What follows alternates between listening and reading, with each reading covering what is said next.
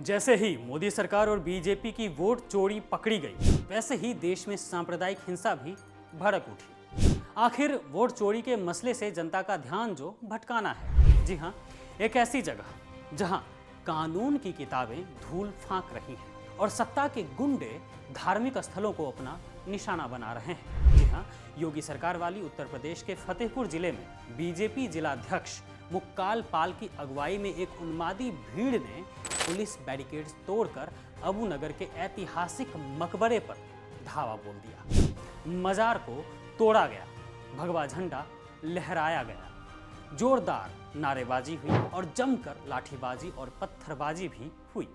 और यह सब कुछ पुलिस और प्रशासन की नाक के नीचे हुआ, उनके सामने हुआ। क्या यह लोकतंत्र का चेहरा है या सत्ता की छत्र छाया में पलते सांप्रदायिक जहर का नंगा नाच है?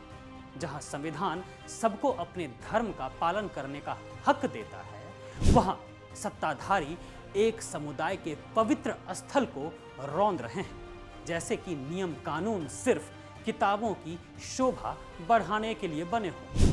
और योगी सरकार वो तो चुप्पी की मूर्ति बनी बैठी है। फतेहपुर में 11 अगस्त को जो कुछ हुआ वह दिखाता है कि योगी सरकार की कानून व्यवस्था कितनी अच्छी है और मोदी सरकार को राहुल गांधी के डर से क्या-क्या करना पड़ रहा है।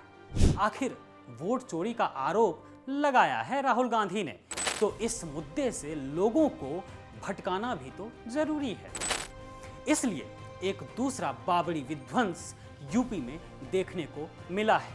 खैर, योगी सरकार के आने के बाद से ही यूपी में सांप्रदायिकता की आग धधक उठी है। सरकार के संरक्षण से बहुत कुछ ऐसा हो रहा है प्रदेश में जिससे भारत की लोकतांत्रिक व्यवस्था और भारत का आत्मसम्मान दांव पर लगा हुआ है। जी हाँ जनाब, पहले संभल के शाही जामा मस्जिद को लेकर दावा किया गया कि यहाँ तो भगवान विष्णु के अंतिम अवतार कल्कि पैदा लेंगे, और अब फतेहपुर के अबू नगर में स्थित नवाब अब्दुल समद के 200 साल पुराने मकबरे को लेकर दावा किया गया कि यहाँ तो शिव और कृष्ण जी का मंदिर था, जिस पर कथित रूप से मकबरा बनाया गया है। बीजेपी जिलाध्यक्ष मुक्काल पाल और पूर्व विधायक विक्रम सिंह की अगुवाई में सैकड़ों लोग जमा हुए, हनुमान चालीसा पढ़ा और फिर तोड़फोड़ शुरू कर दी। वीडियो फुटेज में साफ दिख रहा है कि पुलिस मौके पर थी, लेकिन हाथ पर हाथ धरे खड़ी रही, जैसे कि बैरिकेड सिर्फ शो पीस हो और हमला करने वाले कोई वीआईपी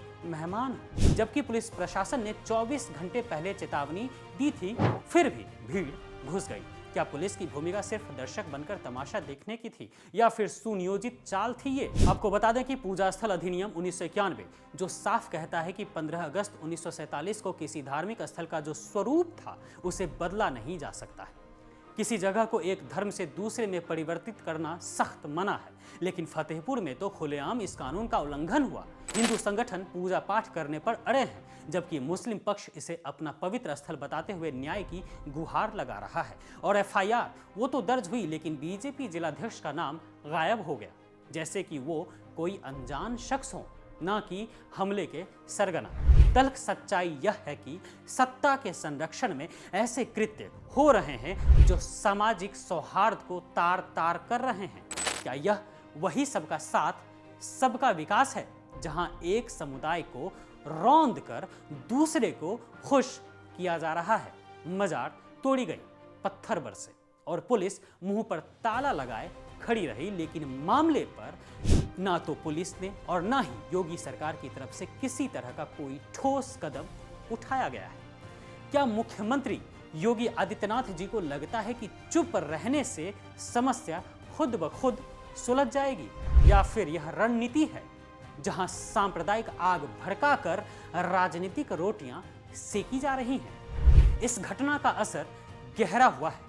फतेहपुर में तनाव बढ़ गया है, पुलिस फोर्स तैनात की गई हैं, लेकिन गिरफ्तारियां अभी तक शून्य हैं। मुस्लिम समुदाय डरा हुआ है, हिंदू संगठन जीत का जश्न मना रहा है, लेकिन सवाल यह है कि हमारा संविधान सिर्फ कागज का टुकड़ा बनकर रह गया है, जहां सत्ता के लोग कानून तोड़कर भी बच निकलते हैं और आम आदमी न्याय के लिए भटकता रहता है। जो लोग राम राज्य की बात करते हैं वो खुद राम के नाम पर अराजकता फैला रहे हैं। अगर ऐसे हमलों पर कार्रवाई नहीं हुई तो सांप्रदायिक जहर पूरे समाज को निगल जाएगा। सरकार को जागना होगा, न्याय करना होगा और सबको बराबर का हक देना होगा, वरना लोकतंत्र का यह जो चेहरा है और कितने तमाचे सहेगा।